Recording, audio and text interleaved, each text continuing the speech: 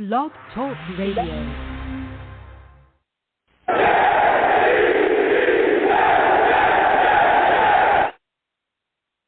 What's going on, folks?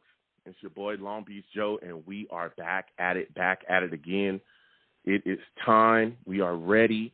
It's time to talk about the New York Jets and a lot of the roster moves that they have made. We had cuts go on. We also had some trades as well. You know, Chris Herndon. We traded for Shaq Lawson. We're going to get into all of that stuff. We made some moves, really did a lot of good stuff, and some things that a lot of people are questioning as well. As always, the lines are open, 515-602-9639. 515-602-9639 is the number you can call in. I cannot wait to get into it. So listen, I am the man of the people. I'm here for the people. Let me shamelessly promote my Facebook page. Everyone go on Facebook, search The Long Beach Joe Show. Like that page. My content's up there. Go ahead and give it a listen. Message me. I'll message you right back. I love going back and forth with folks about this football team. Also, leave me some feedback. I love hearing about what you folks think I do here on The Long Beach Joe Show. I'm also on iTunes, man. Listen, everybody that listens to the show live on Blog Talk Radio, salutes to y'all. Everybody that watches the show as well on my iTunes, Long Beach Joe Jet, salutes to you as well. I'm on iTunes. Subscribe to your boy's podcast on iTunes. You know what I'm saying? Leave me some feedback. I got feedback from, some people giving me a 5-star rating. Salutes to everybody. Salutes to all of you giving me those 5-star ratings. But, hey, leave your boy some feedback as well, I got a little bit of feedback, people feeling what I'm doing. Salutes to Mr. Magic. Salutes to all the other people as well that left me a little bit of feedback. Leave me some more. I want to hear what you folks think about what I'm doing here. I want to hear your takes. I want to hear your thoughts about how you feel about, what I'm doing here on my show. So please, again, Long Beach Joe Show on iTunes. It's right there. Go ahead and subscribe. Listen to my shows on there, and also leave your boy some feedback. Give me a 5-star rating. Let me know how you feel about this situation, about what we're doing over here when we're talking Jets. I'm also live as well on YouTube. I live stream while I do my live radio show. So if you want to watch the show live on YouTube, hey, drop on by Long Beach Joe Jets on YouTube. Go ahead and subscribe. And when you subscribe, turn on your notifications so when I post content, you folks will be in the know. And also give my stream a thumbs up. You know what I'm saying? And share the streams as well. Share them with your friends, your family, across your social media. It's always greatly appreciated when you folks do that, all right? So now it's time to get into it, okay? Because we got quite a bit to talk about. Again, 515-602-9639. 515-602-9639 is the number. Call in. We are talking Jets. Salutes to all the savages in the chat. I'll come to you folks in just a second.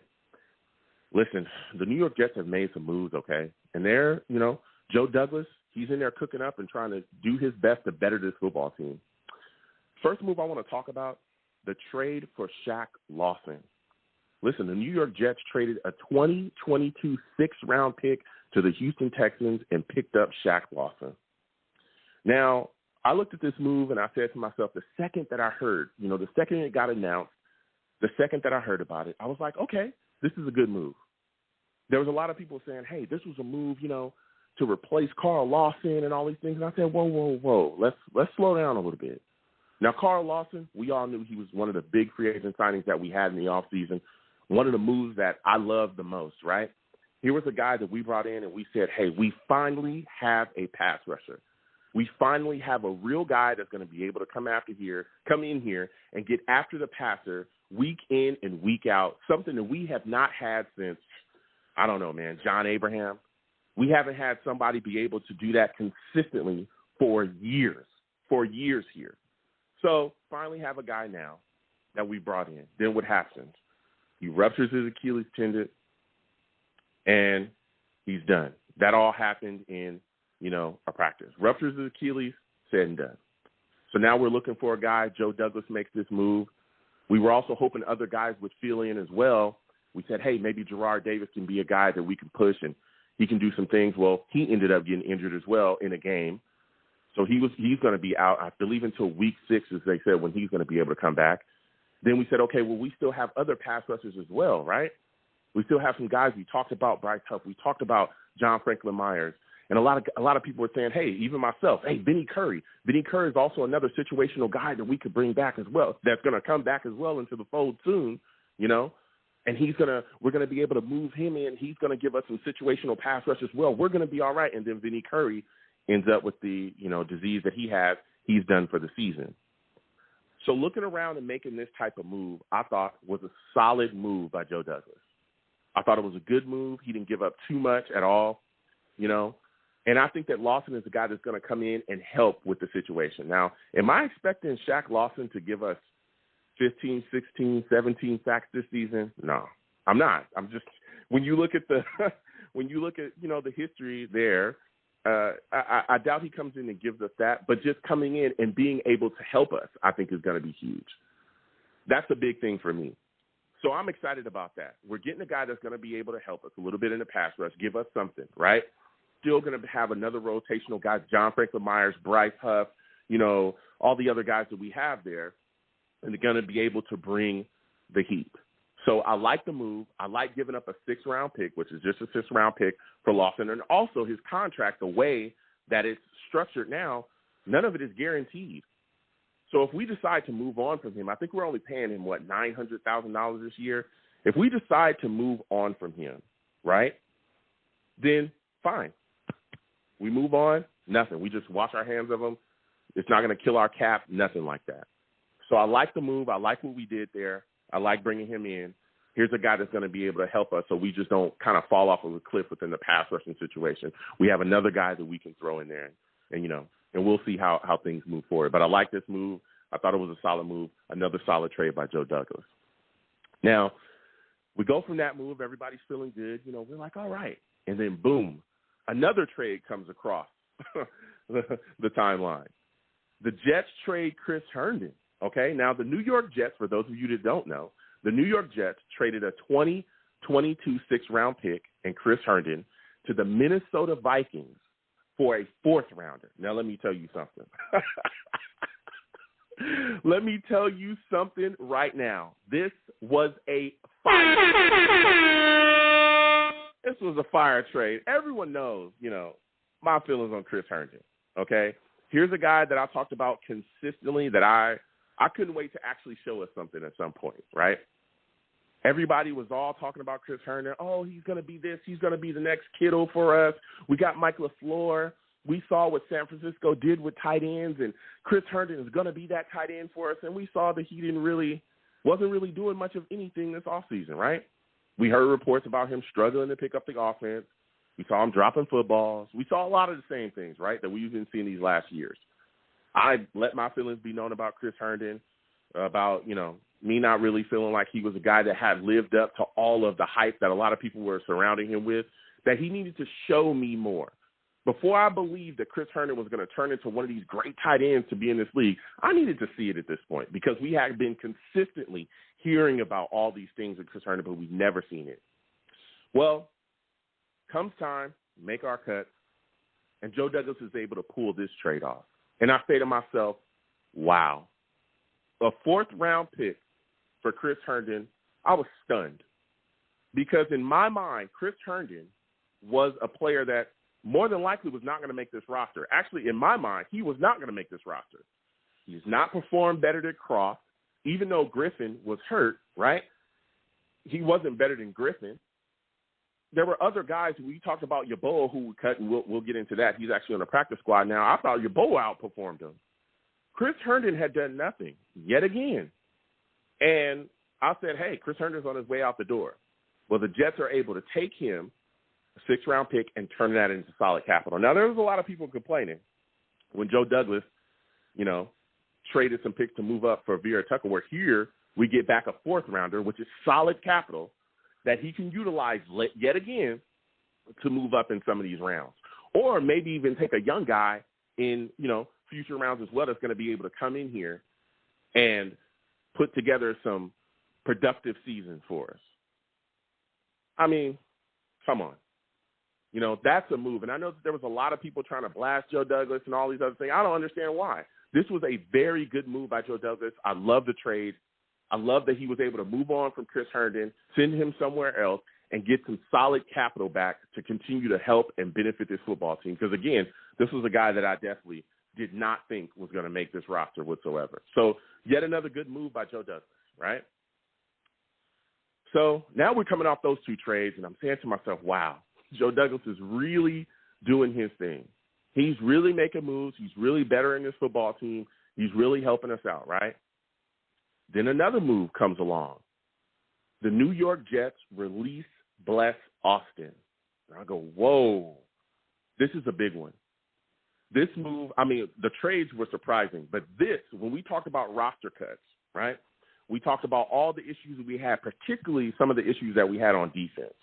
One of the biggest question marks on our defense has always been, even before the injuries, before all that stuff, one of the biggest issues that we have had on defense, was the biggest question marks, has always been the cornerback position.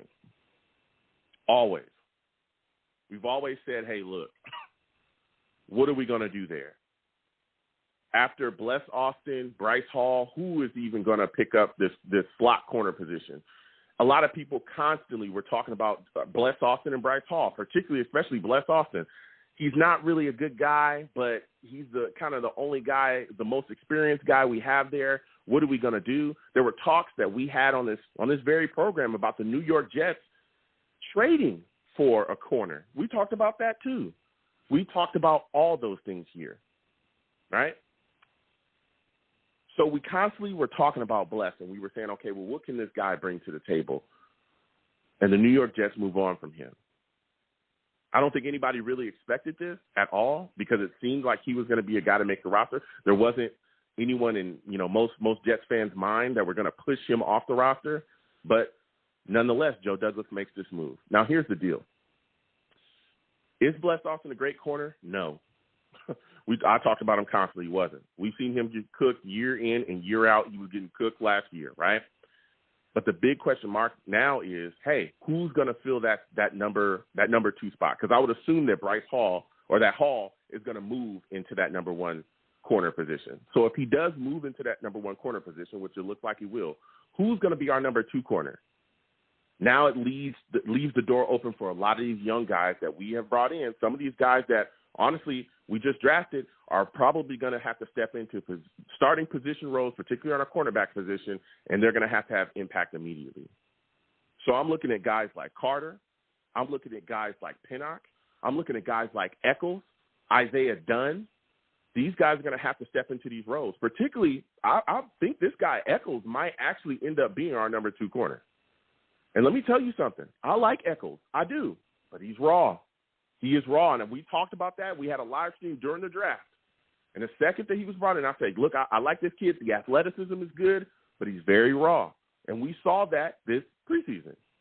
We also saw Isaiah Dunn get cooked in the preseason. I'm sure the chat's going to go off in a second. We saw him get cooked as well, And so there's when you look at the situation now at corner, it becomes even more intriguing, because now you got a lot of young guys, particularly at corner, that are going to be learning on the fly. So especially with us having, issues at pass rush, we'll see how that sorts out, because we lost Carl Lawson, our big pass rusher. Now the cornerback position becomes even more vulnerable, because you're going to have a lot of young guys learning. And let me tell you what this is going to show.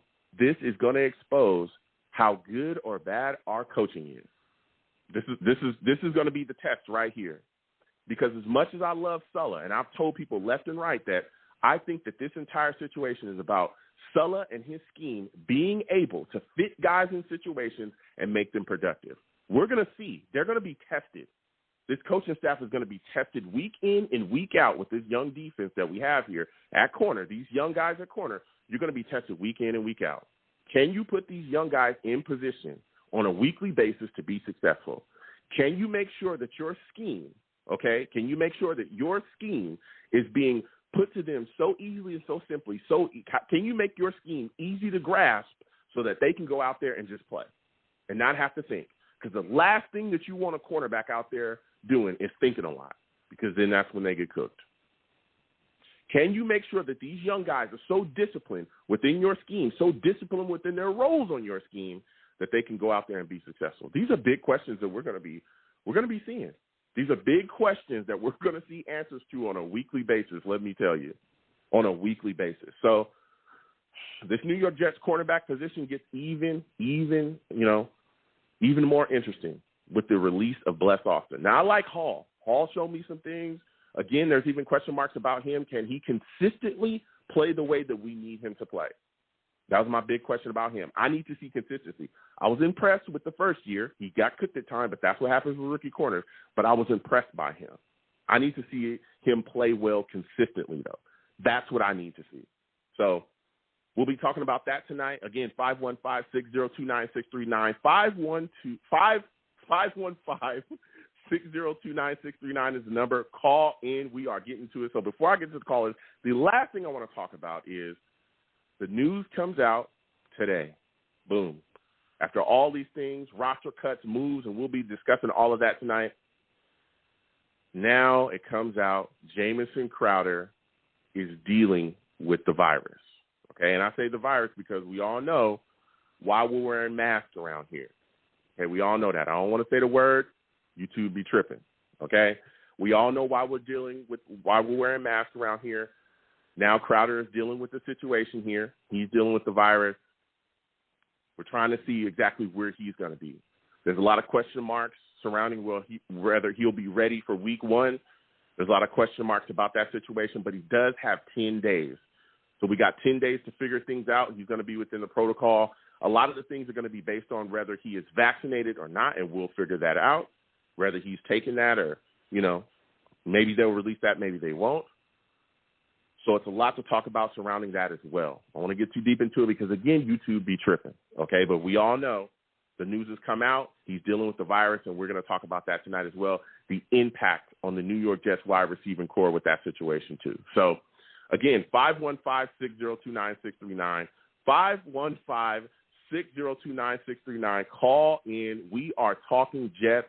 We are discussing it all tonight, all right? We're discussing all of the, the roster cuts. We're discussing everything. So, again, 515-602-9639, 515-602-9639. Call in. The lines are open. Salutes to everybody. Again, I'll be talking to my Savages in the chat. Salutes to all of the Savages. John Holden, NY Jets, Boycott, Michael Dunsing, Daniel Roberts, Eddie DeJesus, Christopher, Mikhail. What's going on, my guys? We're going to get right into it. For those of you that do not know, I call my chat the Savages. Why? Because they are savage, okay? They're savage, and they will get after you, right? Savage. Straight savage, okay? They will get after you. If they don't like your opinion, if they don't like your take, you're going to hear about it, all right? So while I live stream, or while I do my live radio show, my live stream is flowing as well, and my Savages are in there, and they're going off. And we come to them as well. They ask questions, they talk, and they bring it. So we're going to come to them as well throughout the night. Again, 515-602-9639, 515-602-9639. Call in. I cannot wait. So we're going to get to these lines. First guy I'm going to, I think this is my guy, Mikhail. Mikhail, I'm coming directly to you, man. I'm coming to you, and I want to talk to you about this New York Jets, and I want to talk to you about some of the moves that we have made. Salute to you. I want to thank you for calling in tonight, my man. Give me your thoughts about the New York Jets trading for Shaq Lawson. How do you feel about this situation? What's up, Yo. When I saw this, when I first heard about the Shaq Lawson trade, man, it was the same energy. I never took it as it was going to be a replacement for Carl Lawson, but I like that Joe Douglas was reactive. In the past, I kind of felt like Joe Douglas was just standing around watching everything happen around him. So for him to kind of jump in there and say, okay, you know what, I might not be able to replace it, but again, if if the man gives us 4 or 5 sacks, 6, 7, I'm going to be excited with that. But looking at his production, you pretty much guaranteed to get at least 4 or 5 sacks out of him, so I can't be upset. I don't think that's going to be end-all, be-all as far as shoring up that defensive line again, but I feel like it was definitely a great start, where we're not going to just get caught holding the bucket. Yeah. What were your thoughts about because there were some people that were trying to complain about the compensation. You don't think it was a big deal for us to give up a 6-rounder for him, though, right? It was just a 6. Come on, man. Like, bruh, coming to I'm telling you, there's people complaining. Willingness dealing with 6-round picks. And again, it's nothing against the play. Most of them dudes don't even pan out half the time. We pray that they make it to training camp, healthy and whatnot. I mean, typically that's where you're going to take a flyer on somebody that you're intrigued on anyway in the later round. So to bring in somebody where, I know what I'm getting from them, again, that known variable thing, I don't know. With anybody saying 6-round conversation, for somebody that you know you're going to get about 4 to 5 sacks a year. Come on, man. Yeah. Come on. Exactly. Dude, there were so many people. I saw some people complaining, hey, man, we could have took that move. We could have did this with that, and why are we bringing in Lawson? It's like, guys, listen, why are you complaining? We're in a situation right now. We're in a situation where we've lost Carl Lawson. We need to bring somebody in to, continue to help us within this rotation. Let's do it. Let's make a move, especially, again, when you look at his contract. It's not guaranteed. I think it's $900,000 this year, then $8.9. If we feel like he's going to be a guy that we can keep around, okay, you pay a guy $8.9 next year, depending on they can possibly restructure that as well. And if things don't work out, right, and we don't like what he brings to the table, then we just move on from him. And we can clean our hands of him and have no cap implication. We could just move on. It's not guaranteed. No big deal. Exactly. I like the move. The move in the same way as you. Go ahead. And, not jumping ahead, but like with during the draft, Joe Douglas, Willen, and Dillon, that's not to say he won't take the fourth that he got from the Herndon trade and Willen deal that and trade back. I mean, we've watched Joe trade back pretty much every year in the draft, so to assume he's not going to trade back and get more compensation, I think you can't be looking at the man's trends. I mean, he's going to trade back. He's probably it's not guaranteed, but he's probably going to turn that fourth into something else. Yeah, and that's where I wanted to go next with you. And it's great that you. Yeah, exactly, and that's where I wanted to go next with you because I wanted to get your thoughts on that move. I was shocked that he even got a fourth rounder. To be completely honest, I mean, I was like, bro, what in the world? Like, how are you feeling about that, man? Me personally, okay, I don't mean to go back to the draft, but I talked to you in a minute, Joe. So for me, when we went back, everybody was sitting here spazzing about, the Vikings took us. I don't know if AVT is going to be worth all that. I feel like Joe kind of went back, dipped in that same pot, and to a certain extent made himself in the team whole. It's like, hey, you know what?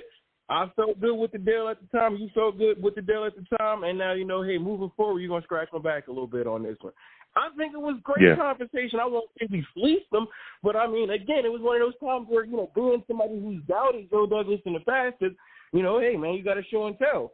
As far as being a GM and Willen and Dillon and getting compensation for what he has, Joe Douglas like A+. The man's dynamite with getting something for nothing. Yeah. I was completely shocked to be honest with you because I didn't think that Chris Herndon was even going to make the roster. I know that everybody be looking at me crazy. I had the Herndon hive, I had the Herndon hive on my back for a second. I know they crazy right now. That truth hits you like a bus. I thought he was gone. This year. Croft completely outperformed him. Griffin, of course, we cut him, but we ended up bringing him back. Ended up signing him again. I thought he was at least productive. He had done nothing. And so I said, Chris Herndon's out of here. And Joe Douglas was able to turn that into a fourth-round pick. And like you said as well, being able to use that to then propel us forward, getting some more young talent in here, whether it be via the draft or even maybe he uses that to trade for another player this coming offseason, right? A guy that he feels like is on another team right now but can help the New York Jets. Hey, it's all good. So I really like that move, man. And getting rid of Chris Herndon, a guy that probably was going to be gone anyway, and getting some solid capital back, I loved it. I absolutely loved it. Now, my next question for you, though, Mikal, because you're bringing the fire right now, man. As you look at this situation, the New York Jets released Bless Austin, man. How are you feeling about that situation? Because this cornerback situation now has a lot of question marks there. One more, than it was already. How are you feeling about it, man? I mean, personally, I didn't like Bless. I mean, you got to run with what you got, but as far as, did I want him to be my starting number one corner? No. Not at all. I never saw it. It was just one of those things but again, if that's what you got going into the season, that's who getting the reps, that's what it is. When he got cut, I just was kind of like, okay, what's going on? But again, I understand the youth movement. And again, it's like you said earlier, we really going to see if Saleh is that person that he claims to be where, you know what, my defensive coordinator, we got him in the wrong spot. Hey, we're going to sit down, we're going to recalibrate, we're going to get these particular players to perform at this particular level. Again, just buying into what it is that we coach and increasing that coach see train mentality come practice. So Saleh gonna have to put up or shut up as far as that, coaching aspect and everybody being great. Yeah. So my final question before I let you go, Mikal, because the lines is hot, man. We got to get there.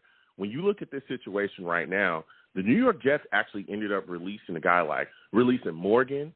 How are you feeling about Mike White being able to win that backup competition? Because this is a guy that not a lot of people were talking about, especially when we brought in, Josh Johnson. So how do you feel about Mike White being the official backup quarterback of the New York Jets? I mean, it may make me a little queasy, because, you still got that unproven situation. You got that unproven situation behind Zach, and I know we don't want to go into the, season on the what ifs, what if Zach get hurt, we all praying he make it the entire season, but, hey, boys hit hard, boys be getting knocked around, so you got to prepare for injuries, and the Mike White thing just leaves me, again, I'm not saying we need that Mark Brunell. And I'm not saying, hey, we making a playoff run, but I do believe in that, the morale of a team. So, if I don't truly believe in who's leading us into the game, if I really think we can win, I'm not saying I'm not going to play hard, but that's constantly going to be in the back of my mind where, hey, you know what, I'm giving 110%. The man next to me giving 110%, but, he just trash. Yeah. And I don't see where I don't believe in Mike White, and I do want that presence on the sideline, just being able to have not necessarily that coaching thing, because I don't want to overcoach Zach, but just hey, like as teammate to teammate, peer to peer, this is what I'm seeing on you out there. Just somebody to have that conversation with when he might not be comfortable having that conversation with a coach. So I would like that presence on the sideline, but hey, you can't have your cake and eat it too all the time. So, hey, what can you do? Yeah. Listen, Mikal, I hear you. Well, I want to thank you for calling in. Next time I have a show, bro, I want to hear from you because we ain't talked in a little bit, man. And I really love hearing your takes on the New York Jets. You have a good night, all right, my friend? You too, Joe. Be safe, man. All right, you have a good one. Listen, Mikal be calling in with fire, man. You be calling in.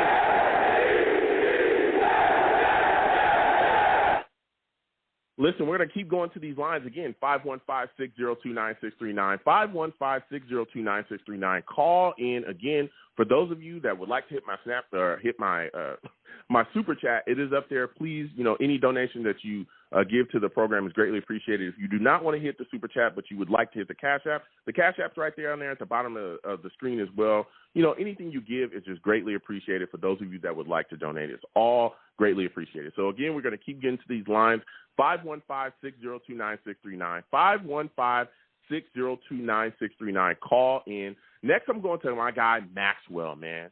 Maxwell, salutes to you. I want to thank you for calling in tonight.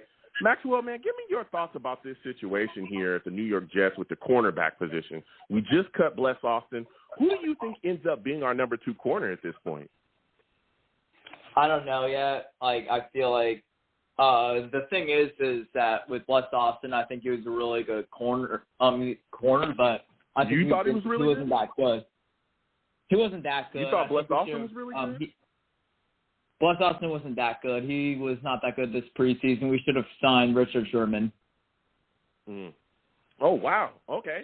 So in your mind, is that door still open for us to maybe go after a free agent, maybe still go after Sherman, or who's the guy that you're looking at that you think we should bring in? I think we should sign Richard Sherman to mentor younger corners. I feel like our corners are not going to be that good. I feel Richard Sherman's the most experienced. He's played in the NFL. He's been in the Super Bowl. He can teach our young corners how to play good in this league, and he has a hard work ethic. Okay.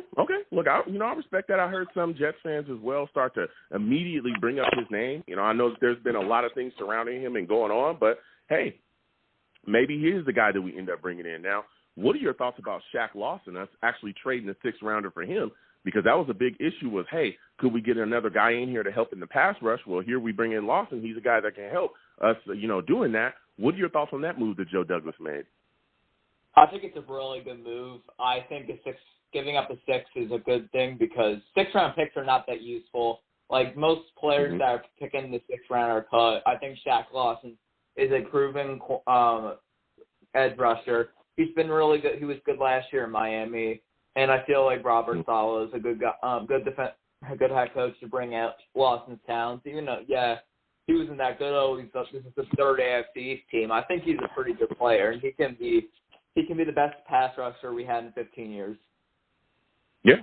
Okay. Well, I mean, I don't know about, maybe we'll see what Lawson brings to the table. I think he's a guy that's going to really help within the rotation. I know the Dolphins, I think, only got like 4 sacks out of him, before they, moved on. So we'll see what happens going forward with him. But I think he's a guy that can definitely help when added within the rotation.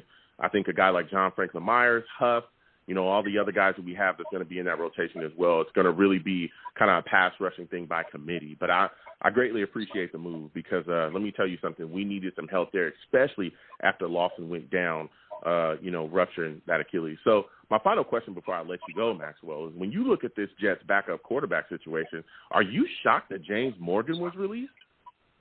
I'm not shocked at all. I mean, besides that one miracle play, I feel like James Morgan's not that good. If you ask me, Cam Newton is cut. I think we should sign him.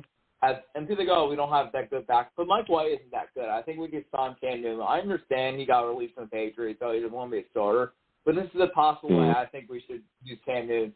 Use him as a Taysom Hill type weapon. Use him as a wide receiver. Use him as a running back. Use him as like a tight end. Look what the Saints are doing with Sean Payton with Taysom Hill. They're making like a Swiss Army knife. I think if we add Cam Newton, not as a backup, but like as a role player, like, get the goal line work. I think that the Jets should sign Cam Newton as like a Swiss Army knife weapon in our offense. I don't know where Cam's going to end up. I don't know if the Jets will take him, but I know we got Josh Johnson on our practice squad. They tried to get Morgan back because they were hoping that he would be on the practice squad, but he decided to go to the Panthers, which we take the Panthers week 1, so we'll see what happens. But, with Josh Johnson on the practice squad, with Mike White as a backup, I think we're solid, especially after what we saw from Mike White, because I think the biggest question mark with him was what exactly are we going to get out of him? And to watch him during this offseason, to be completely honest, I said this on a weekly basis throughout all the shows we were doing, I was impressed. I really, really was impressed with his aptitude out there. Very smart. He took what the defense gave him. He hit his checkdowns when he wanted to try to, except maybe take it to the second level. He did that as well. It wasn't anything fancy, but it was enough to get the job done. So I really liked what he brought to the table. So, listen, Max, I got to get to the rest of these lines, man. Salute to you. I want to thank you for calling in. You have yourself a good night, all right? Okay. You have a good one. Listen, Maxwell bought some heat as well. He did.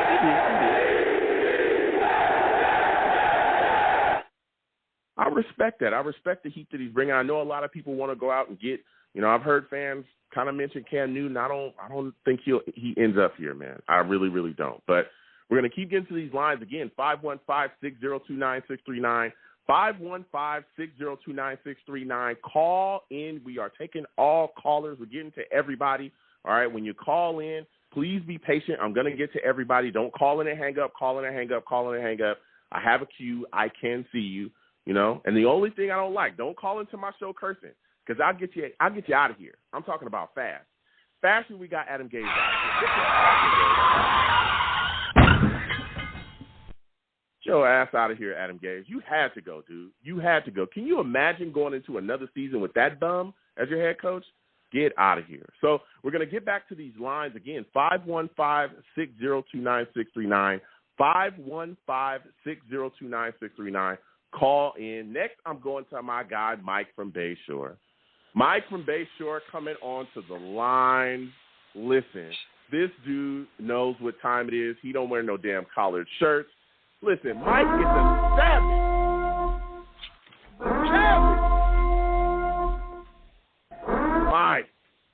Mike, listen. Listen to me, man. My man. Listen. Listen. Go ahead, because I'm on a chain right now. I'm on a chain right now. Don't let me off this chain right now, my man. Don't let me off this chain because... Mike, I already know. You on fire. Listen to me. Listen to me. We got to talk about this, okay? Give me your thoughts about the New York Jets trading for Shaq Lawson. What were your thoughts about that move, man? Well, first of all, I wouldn't be golden. First of all, my man Joe, how you doing?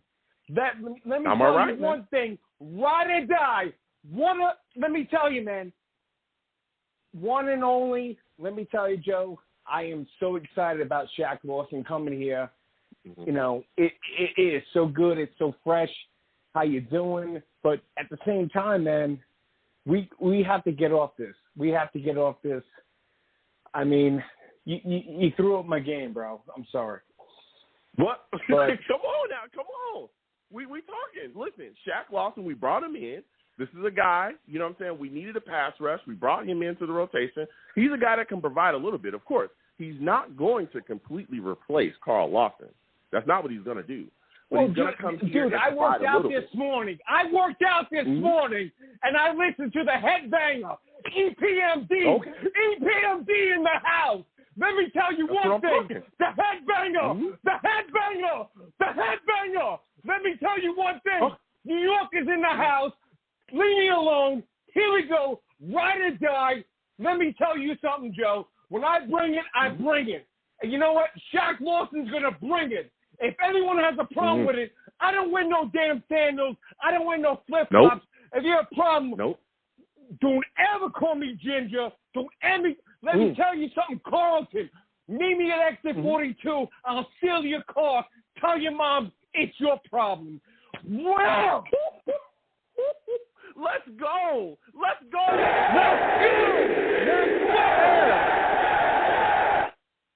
Listen, my final question for you, Mike, because you bringing the heat right now. Man, give me your thoughts about us trading Chris Herndon. Give me your thoughts about us trading Chris Herndon. In the house, Strong Island. If anyone has a problem, we're coming. No gas, no brakes. Do me a favor, FOH. Get the F out of here. Let's go. Listen, Mike, I want to thank you for calling in, man. You have yourself a good day. Listen, Mike bring a lot of heat, man. He bring a lot of heat. I ain't gonna lie to you. He's pumped up, he's fired up, and he's ready to go. You know what I'm saying? It's hard to contain that man. He's bringing a lot of energy and a lot of fire. So we're gonna keep getting to these lines. 515-602-9639. 515-602-9639. Call in. We are taking all callers. So we're going to keep getting to these lines. Next, I'm going to my guy, Steve, man. Steve, salutes to you. I want to thank you for calling in tonight. Steve, how are you feeling, man? Oh, first off, Joe, it's great to hear from you. But before we get into the Jets talk, I got to tell you, that last caller, oh, my God, I don't know what happened to him. I mean, I don't know if he was going nuts. Like what was going on with that Listen, Steve. caller? Listen, Steve, you can't contain Mike, man. He done told you he don't wear no damn sandals. He don't wear no collared shirts. That dude's a savage, man. He call in, he gets fired up, he's ready to go. Hey. You know what I'm saying? Hey, he's ready to go. Okay. Hey, Joe. All right, Joe, let's get into this. Well, first off, I got to say, the last couple of days here in New Jersey have been rough. I guess you heard over the news, we went through a thing with Hurricane Ida here, but everything is now all good. I'm safe, man. Wanted to just let you know that first off, okay? Awesome. Thank you. Hey, listen, man, I hope everybody out there, I hope everybody's safe. Like you said, I know that there's a lot of things going on, man, but hope everybody's staying safe, and it's good to hear that you're doing well, Steve. Yeah, okay. So now let's get into the things that have happened the last couple of days. So the first thing that happened was this past Sunday. We traded for Shaq Lawson for the Houston Texans, and we just gave up a 6th-round pick. That, to me, was a huge steal of a pick, okay? Now, I know a lot of people are saying, oh, Shaq Lawson is a replacement for Carl Lawson. Listen, Shaq Lawson was a former first-round pick back in 2016. He was the 19th overall pick by the Buffalo Bills, 4 years in Buffalo, and then last year he was with Miami, and then he was supposed to play for Houston. But then I read the reports about why Lawson wanted to get traded. He wasn't really happy in Houston's system. I mean, listen, the Texans are a mess of an organization. They are right now one of the biggest messes in the NFL right now. And they're looking like towards going as one of the worst teams in football. So that was a huge, big trade win for us because it helped us Hopefully with Shaq Lawson now with the team, it's going to go to our pass rusher. Now, Joe, here's your favorite part, the trade of Chris Herndon. Here was the thing. Throughout the preseason, as I was listening to reading reports and even watching the 3 preseason games, I got to tell you, Herndon's time I knew was going to be up, and I knew he wasn't going to make this roster. But then on the final day of cut rosters, on Tuesday, we get the news that Chris Herndon got traded to the Minnesota Vikings. We gave the Vikings him and a 6th-round pick, which we had a lot of cap space, and we just got a 4th-round pick back. Another phenomenal trade. People on Twitter were now calling Joe Douglas the trade wizard, meaning that he likes to go out there and trade for a lot of draft picks for the future. And then, obviously, the release of Bless Austin. Listen, it was my boy from Rutgers. He was my boy from Rutgers. Listen, the thing was, he had some good moments when he was with the Jets. He did show a lot of promise his rookie season. Last year, unfortunately, he didn't really live up to par to those statuses of what he was supposed to show. But you know something? I wish Bless Austin the best of luck and whatever in his future. And then, of course, the thing that happened today with Jamison Crowder. Listen, these things unfortunately happen, but now it's time for, like, Elijah Moore or Keelan Cole to stand up now. So, Joe? Yeah. Yeah, listen, Steve, I hear you. And just going back before we talk about Crowder, I wanted to go back to the talk about, us cutting Bless Austin. And, again, there was a lot of question marks surrounding our corner position, right? Already. Before we got rid of Bless Austin, it was, okay, who's the guy that is going to be able to fill the slot cornerback position? Well, now that has changed to, hey, not only who's going to fill the slot, but now who's going to be the number 2. So in your mind, which one of our young corners is going to be able to step up and fill that number 2 spot? Is it Eccles? Is it Pinnock? Are you a guy that's looking to see Isaiah Dunn be the guy to step in? I mean, who do you think is going to be beside Hall when it's all said and done and time to start the season? Listen, Joe, we definitely – the corner position is definitely going to be the most interesting thing of the 2021 season. It's probably the youngest cornerback room that I have ever seen the New York Jets have.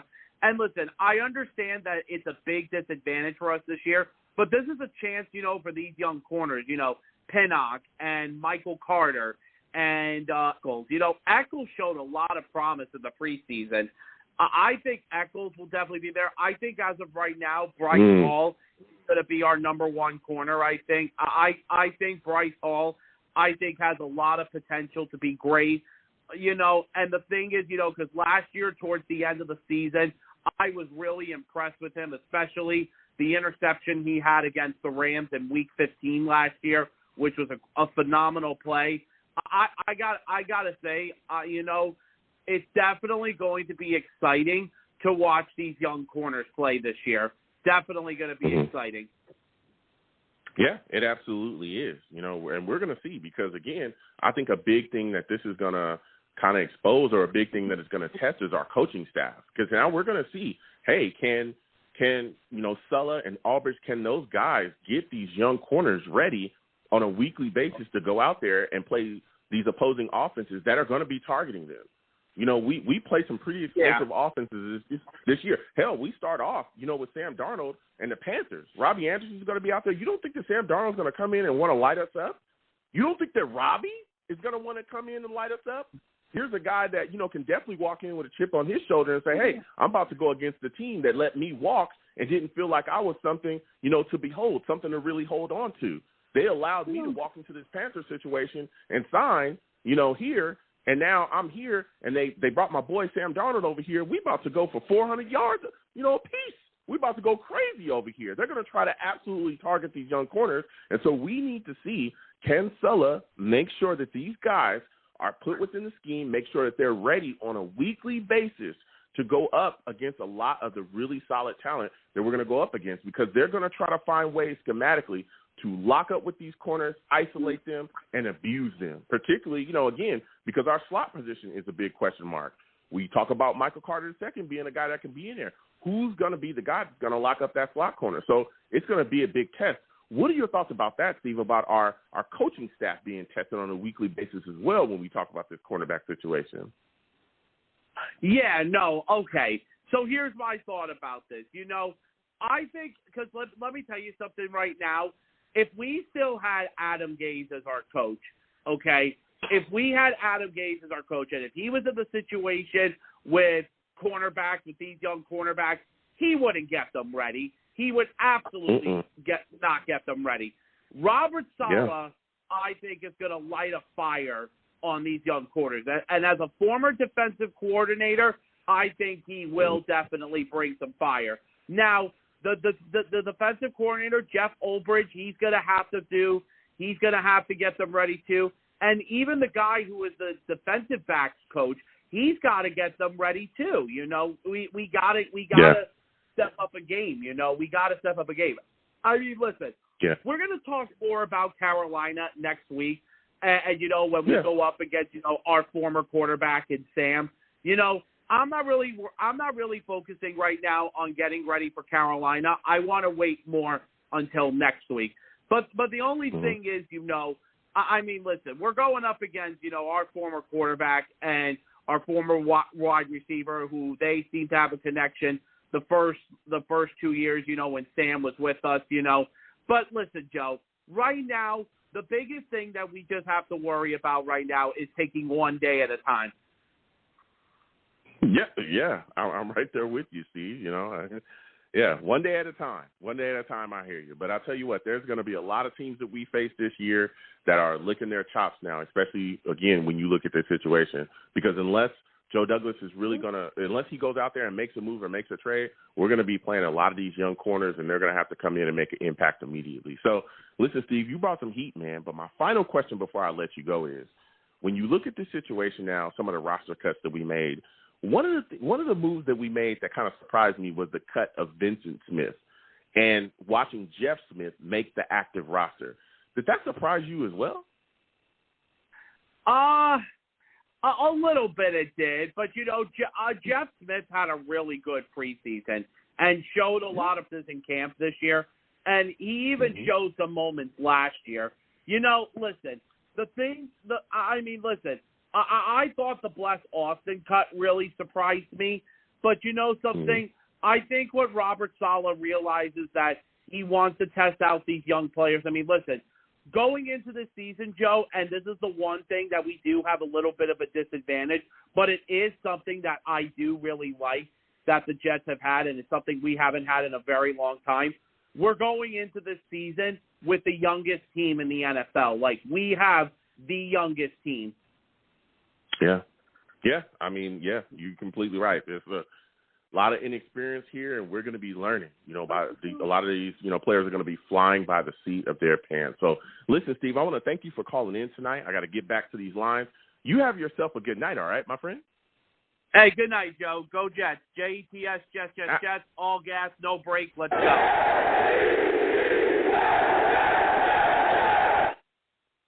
Absolutely. Listen, Steve bringing the fire as usual. We're going to keep getting to these lines. Again, 515-602-9639, 515-602-9639. Call in. We are taking all callers. The phones are live. They are hot right now. We're going to get to everybody again.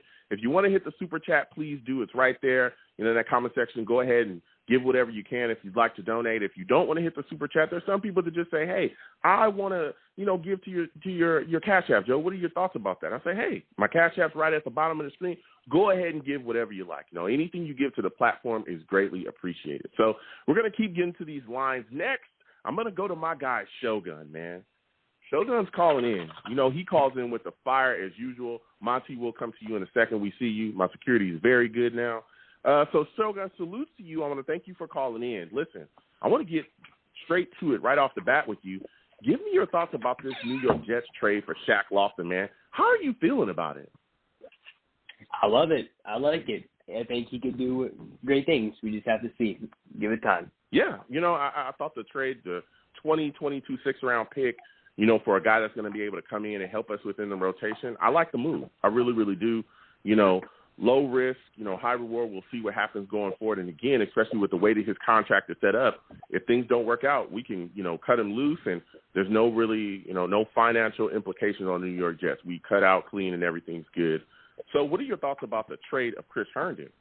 We end up moving him a sixth rounder, getting a fourth rounder back. How'd you feel about that? He robbed the Vikings. He sucks. He's horrible. Hi, Chris Herndon. Yeah, man. I hear you. I have my question marks about him as well. He was a guy I looked at the situation. I was shocked that we even got that because I didn't think he was going to make the roster, man. I really, really didn't. And to get a fourth rounder back for him was huge. So I like the move. I like what Joe Douglas did there. It was a solid move for the Jets. So, Shogun, my final question before I let you go, man, is what are your thoughts about the cut of Bless Austin? And what is your outlook on this cornerback situation now that he's gone? It's young, but Bless Austin was a one-year wonder. We could finally stop overhyping him every year. He can't cover. All he can do is tackle. That's it. But it's a young secondary. But in the future, I think it'll be great. All gas, no brakes, baby. Let's go. Jets. Jets. Absolutely, man. Listen, salute to you, Shogun. I want to thank you for calling in. You have yourself a good night, my friend. You too. Listen, Shogun calling in with some heat. Everybody's talking about, this move with Chris Herndon. Everybody's talking about it. Everybody's discussing it. I haven't heard a Jets fan be upset about that move yet. I really, really haven't, And there's been a lot of stuff going on. We've made quite a bit of moves that have really benefited this football team. You know what I'm saying? And even some of the cuts that we made, we've seen, some of these guys end up coming back and being in the practice squad. Vincent Smith, we ended up, cutting him. He came back into the practice squad. Keaton Yeboah came back and went to the practice squad. Josh Adams, a guy that in the last game at least we saw a lot from. A lot of people were impressed with his output in the last game. But, again, that running back position is tough. My guy P. Ryan made it, though. A lot of people thought he was going to be gone. He's made it, but he's just injured right now, dealing with some stuff. But Adams came back and went to the practice squad. So there's a lot to talk about, man. We're going to keep on discussing that tonight. Again, 515-602-9639. 515-602-9639. Call in. We are taking all callers. Now, next, you already know what time it is, man. Here we go! This guy, Monty, you know what I'm saying? My security used to be bad, but every time we see him now, my security, it's going off. Yeah. Bring it. Security, go ahead and let him in. Hey, I'm chilling, man. I'm chilling, man. I'm out with the family. We grilling in the backyard, man. I had to holler at you real quick, man. Okay. We good. Listen, we good, Joe. I mean, you know where I stand. Hey, we got it. We have it bookmarked. 2 wins for the Jets, man. And the more cuts, the more trades. It's looking like that prediction is going to be spot on, sir. Oh, okay. Well, we'll see. What happens going forward. But salute to you, Monty. I want to thank you for calling in. My security alerted me, so I already knew what time it is. All right. So I want to really top it up with you because again, we all know, you know your Jets. We may not always agree with all of your opinions, but you definitely know your Jets. Give me your thoughts about this situation 100%. with the New York Jets trading for Shaq Lawson. How are you feeling about that, man? I think it's a solid trade. The Jets needed pass rush after Vinny Curry was out for the season and Carl Lawson injured himself. So I think it's a solid trade. I don't think we're forcing Shaq Lawson to kind of go into that number one pass rushing option, in which he's just not. He hasn't proven to be a real pass rush specialist or elite pass rush specialist. He's only going to give you maybe 4 or 5 sacks a season. I mean, if you're okay with that for a 6th round pick, then that's fine. But I wish we could just put people in their correct positions. I think Shaq Lawson is a guy who he can be a solid rotational player, but we're forcing him to start, and it's just going to make us upset when we're just seeing the Jets' defensive line not getting any type of pressure. It's not his fault. It's just the team is just they're not built correctly. if that makes sense. No, look, I hear you. And again, we've been discussing this pass rush ad nauseum ever since we lost Carl Lawson, to that ruptured Achilles, and we were saying, man, what are we going to do? I think the New York Jets will be able to generate some pressure, but not as much as, we would have had with Lawson.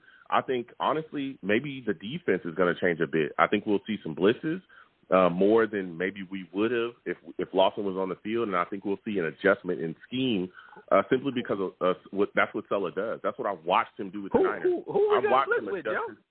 What linebacker we going to blitz with? Mosley? Listen. No. To be completely honest, we might see some of that stuff. We might see a Mosley flying around, right? It's not like you can't do that. He's not that type of player, though, Joe. You forcing him into a position. Go ahead. Oh, I was just saying, you're forcing Mosley into being something that he's not. He's not a linebacker, pass rusher. He's a field general. No, I know that. What I'm saying is that I think you're gonna see that thrown in there, right? We're gonna see some middle linebacker blitzes where we just send Mosley. I think we're gonna have to make those type of adjustments. But you might see again a Hamza Nasruddin, a guy sent at you from the outside. You might see Sherwood be coming from the outside again. We're gonna see things like that.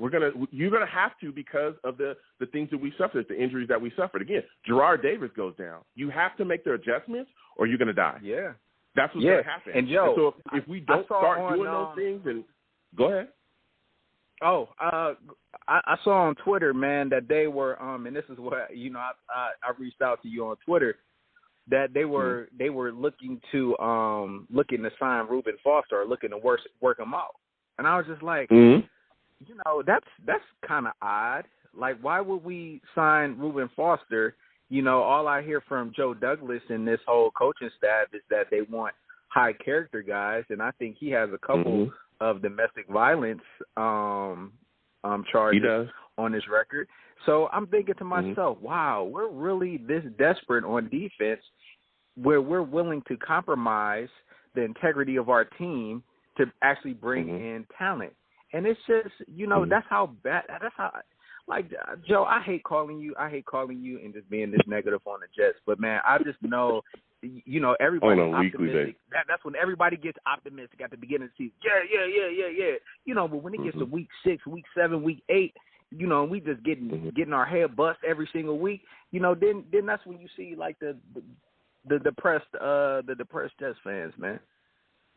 Well, here's the deal. Like, it's just bad.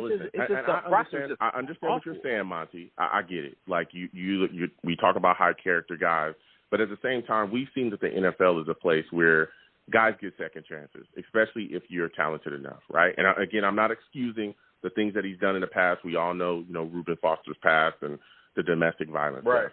But if you're good enough, or if you can help a football team, we've seen you get a second chance. Like, for instance, right? We've seen a guy like Dante Stallworth get a second chance, right? And we all know what he did, and we all know the situation that he was in, right? And I can continue to go on with other players that have been able to get a second chance. So I think that that's what they're doing here. And again, when you're looking at the Reuben situation, Foster got 4 or 5 chances though. Yeah.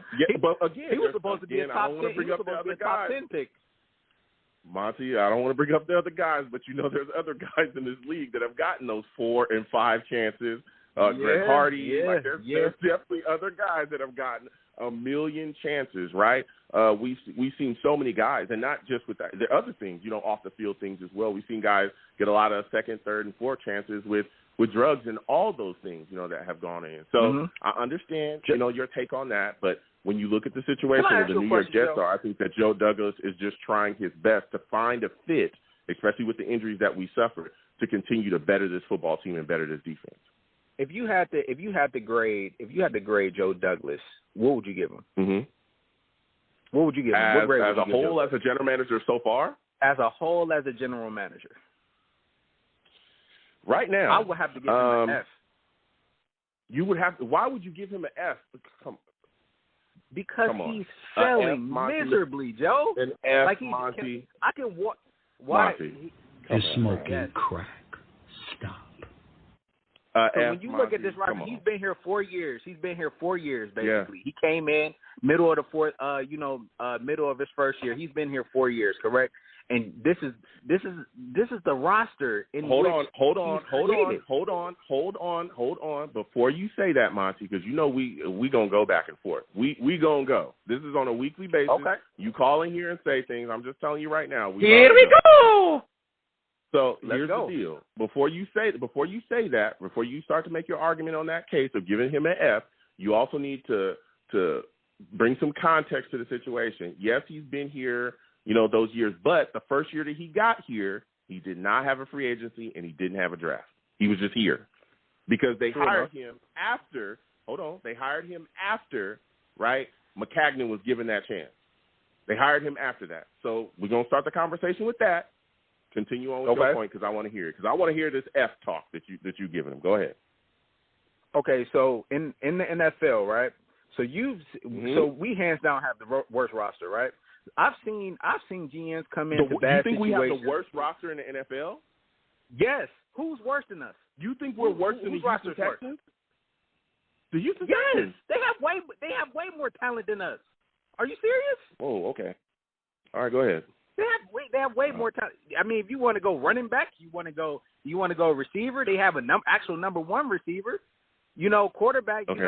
That's a toss up. Their offensive line is better than that's ours. Not a toss. He's not going to play for them. Deshaun Watson is not going to play for the Houston Texans. More likely, he's no. never I'm just saying. But if actively Deshaun trying Watson to is trade playing him, for and them, we also have heard about the other stuff, off the field. I'm not going to talk about that either. But there's a lot going on. More than likely, he's never going to play for them again. So even if you talk about the quarterback situation, you might as well delete him off the roster. He's more than likely at this point, right? Or what is this? September 3rd. Mm-hmm. It's somewhere around 8 p.m. Eastern, right? More than likely, he's never going to play for them again. So continue on. Okay, continue on. That's fine. I'm not trying to interrupt you. You can go down offensive line. Whose offensive line is better? Ours are the Jets. I bet. Are they? Dude, we have whose roster? I think our offensive line is better. When you look, have you seen our offensive line? Listen, Mekhi Becton is an all-pro left tackle, and he should have made the Pro Bowl. We have a hole at right guard, but our offensive line is not trash. Stop it. They have a legit.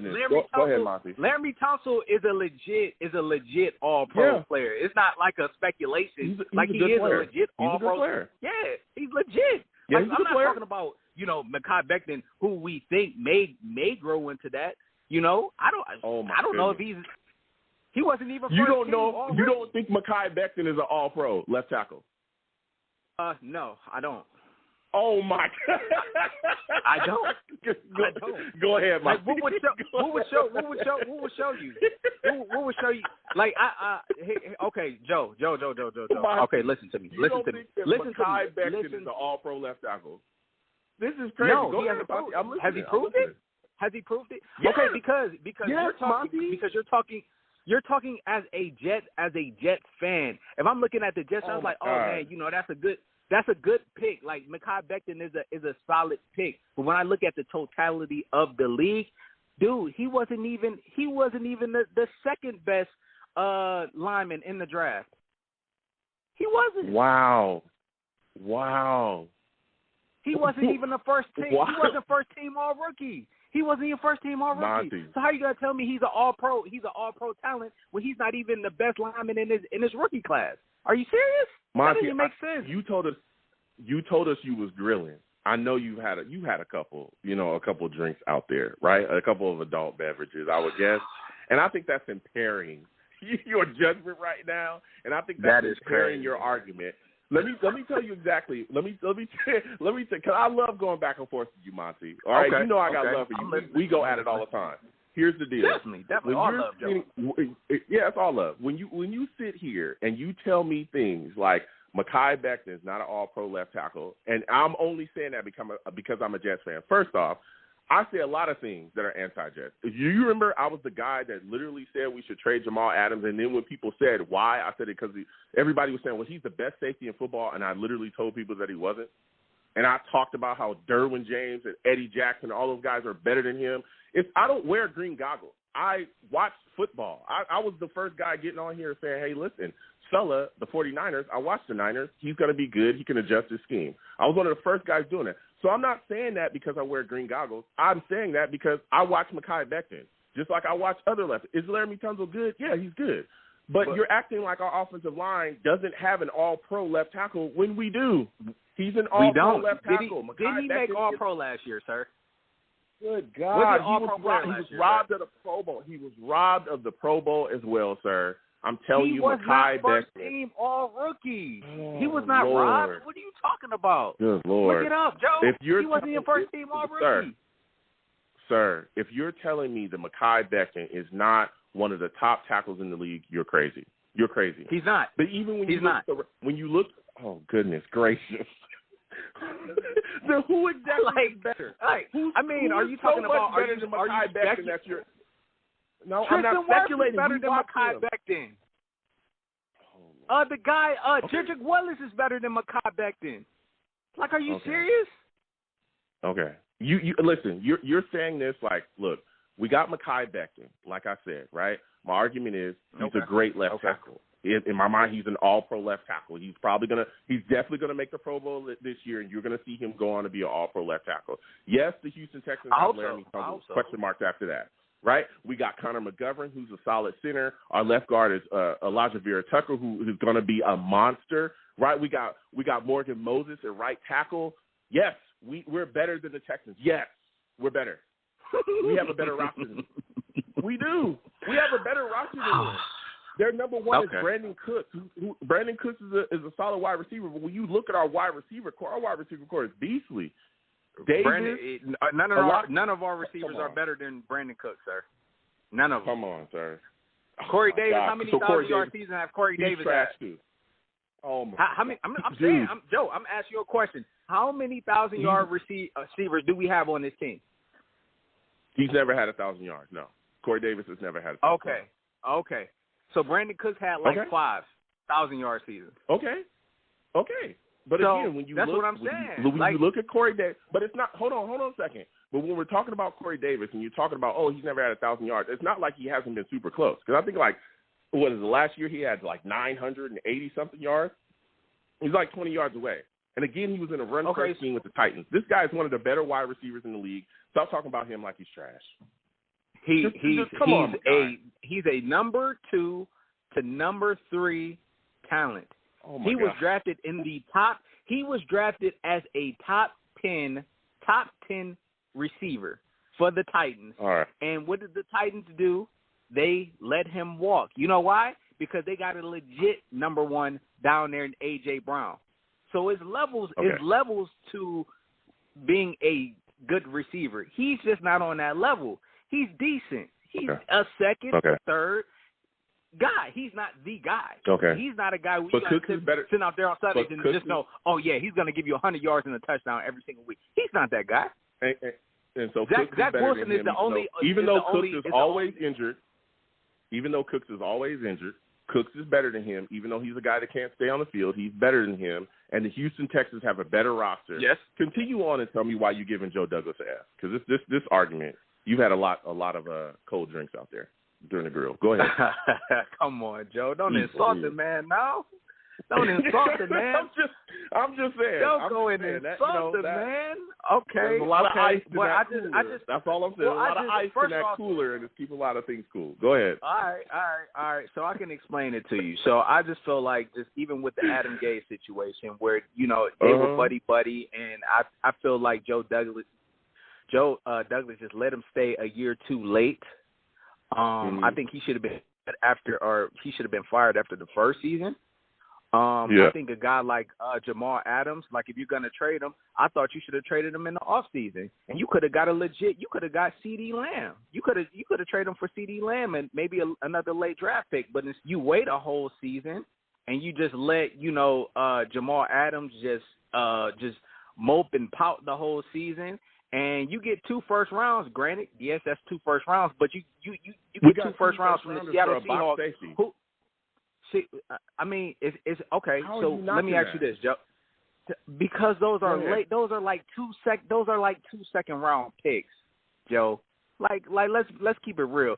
They're a first round pick, but they're in the They're in the mid 20s. We had to use another one of our picks to just move up and get Tucker. Monty, those picks were in the 20s, right? That's in the first round. That is not the second round. Okay, that's the first round. That's number one. Yes. Number two, he got two first. Hold on, he got two. That's why when we have these discussions, well, I immediately bring up. You need to bring up the context of the situation. First off, when he traded Jamal Adams, it was probably at the lowest that he could trade him. Right? This was after Jamal Adams literally came out and said he would never play for the Jets. He had all those issues. Right? He was announcing to people off. Random fans telling him he was trying to be a Cowboy. All those things were going on. And Joe Douglas was still able to get 2 first-rounders, and he got some other picks as well, some other mid-round picks, for a safety that was a complete malcontent. And by the way, he's a box safety. He can't cover a bed with a damn bed sheet. And he got 2 first-round picks for a safety. One of the most devalued positions in the entire NFL. He got rid of you're just regurgitating what everybody else says about the position. Yes, you are. Like having a box because people say, "Oh yeah, you're a box safety." You know what? That don't make no sense. Who is in our division? Who is in our division right now? You don't need great safeties to listen. Safety is not a position of impact. I'm not regurgitating. I was the guy that told people that safety is not a position of impact. It's not. Okay. Why isn't it? If he was a pass rusher, hold on. Because they don't affect the game the same way as a pass rusher or a wide receiver. Wait. So when Jamal Adams lines up on the field, do you have to account for Jamal Adams? When he lines up, do you think they account for him? No, because you want to know why? You want to know why? Because he's not Joey Bosa. We are done here because you don't understand it. He's not Joey Bosa. That's the problem, Monty. And we had these discussions constantly. He just literally set a record for sacks for a defensive back. And they were one of the worst defenses in the league. Why? Because he's not a pass rusher. You have to when he was on the field. When you immediately kept bringing that up, Monty, they were one of the best defenses when he was playing. Listen. He sucks in coverage. We watched Julian Edelman last year cook him. Like Julian Edelman like he's a scrub. Like Julian Edelman like he's a scrub. Like you haven't seen Julian Edelman cook guys in the Super Bowl. Julian Edelman was 40. He was 40 when he did that. That guy was old. He was getting destroyed in coverage. He was one of the worst safeties in the league in coverage last year. He's a safety, not a pass rusher. Jamal Adams plays safety, not defensive end. That's why I keep telling you, you keep talking about this like he's a Bosa. He's not Joey Bosa, okay? He's not a pass rusher. They don't play positions of impact. When you look at good teams, right, they have the positions of impact locked in. That's why people build defenses around pass rushers and not safeties. That's why we were losing all last year. He set the record with us, right? He had 6 or 7 sacks. Wait. Hold on. So we were top 10 defense. We were top 10 defense with Jamal, and then we were the worst defense without Jamal. And we were getting our asses handed to us on a weekly basis, right? We lost to the Dolphins twice. He was on the field. We got smoked. We lost to the Bengals that year. He was on the field. We got smoked. Was that offensively? We were getting was that offensively? We got smoked? Sir. Or defensively? Sir. Monty, you sit here and continuously defend Jamal Adams. You're sitting here acting like the guy's a pass rusher or he was at a position that mattered and he didn't. We were dying. And if you don't understand that, this is the reason why the Jets are bad. I kept telling this. This is a ridiculous argument. It's ridiculous. Safeties don't matter. We were awful last year without him. Oh, my God. So Joe, look. Listen, you're not doing a good job. You're not doing a good job of telling us why Joe Douglas is getting an F. You're not doing a good job. So far, your argument. Okay, what about Robbie Anderson? What about Robbie Anderson? Okay. How'd that go? I might give you that. Robbie Anderson? That's the only thing I might give you. That was a horrible decision. We need receivers. Maybe. We need receivers. And what does he do? Yeah. He doesn't sign Robbie Anderson. Okay? Mm-hmm. Like, I don't have a problem. I don't have a problem with trading Jamal Adams. Can you explain to me how that means you give Joe Douglas an F? How does that mean Because he hasn't improved. He has not improved the roster. He has not improved the roster. Sir, he drafted Mekhi Becton. He's the guy that did that. He drafted Mekhi Becton. You were excited about Zach Wilson. He would have drafted Andrew Thomas if he was available. How do you would have drafted Andrew Thomas if he was available? You don't know that. I It's don't. not I factual, don't. All right. You know what? I Listen, don't. Mark. You know, I don't. We did draft You don't. Mekhi Becton. Was Mekhi Becton better than Tristan Wirfs? Listen, he took Mekhi Becton, Monty. Okay. That's what it is. Okay, he that's took cool. Mekhi. You can keep doing this speculation stuff and loving Jamal Adams. I get it. I'm not but trying. You're not Joe. doing a good job. You're not doing a good job. Joe, I'm just what I'm doing, Joe, is all I'm doing is talking fact. You talk about Mekhi Becton being an all pro player. He's not an all pro player. That's a fact. He's not a Pro Bowl player. That's a fact. He's not a first team all rookie. That's a fact, Joe. That's all I deal with. Right. So you can say all pro with? stuff that you want, but he's just. That's all you do. Not if you're telling me your safeties matter. Not if you're telling me the safety. You act like Jamal Adams plays the impact of this. That's not a fact. I think a versatile safety who can rush the passer. How is he versatile? He can't cover. That's not versatile. Okay, Joe. So Joe, but you can't cover. That's not versatile. Joe, can you hear me out just real quick? So you know, besides last year, and I agree, like his coverage ability was horrible last year. But those 3 years that we had him, he was the top 5 at his position. Coverage grades. Go look it up. PFF. You can look it up. It's right there. If you don't believe me, Monty. it's right there. Okay? And that's all I have to say. Monty. Listen, that's all I have to say. Monty, I got to go. I got to let you go because the lines are hot.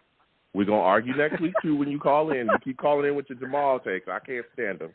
You giving Joe Douglas the F. I can't stand what that is. But you say Marcus May is better than Jamal. Where? He is. What? Okay. Have you ever watched the safety play safety? Yeah, I see. Have I you see ever Marcus watched the May safety play safety? Yes. They're two totally different positions. But when you're asking one dude to play 30 yards off the ball and the other one to actually play football. When Marcus May was actually play football, he was nowhere near the same player. And really? And you know what Greg Williams did? He said, "You know what, kid? You're not cutting it. You're not Jamal. We're just gonna play you 30 yards off the ball." Wow. All right. Well, I'll tell you what. You like PFF. You look at the grades that they gave Marcus May last year versus the grades that they gave Jamal Adams. Who was higher? Yeah, last year. Last year, I agree. Last year, okay, all right. I think Marcus May. Listen, Monty. Yeah, right, I agree. I gotta get to these lines. You have yourself a good night. I'll hear from you next week as usual. All right, Monty. Hey, Joe, it's all love, baby. It's all love. It's all love.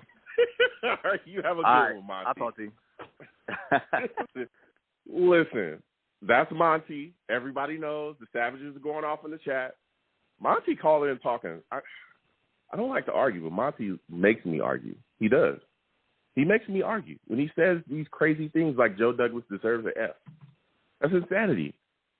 Then you're trying to tell me, I got to argue with Monty every time. So 515-602-9639, 515-602-9639. Call in. Apparently, safeties are the same as pass rushers.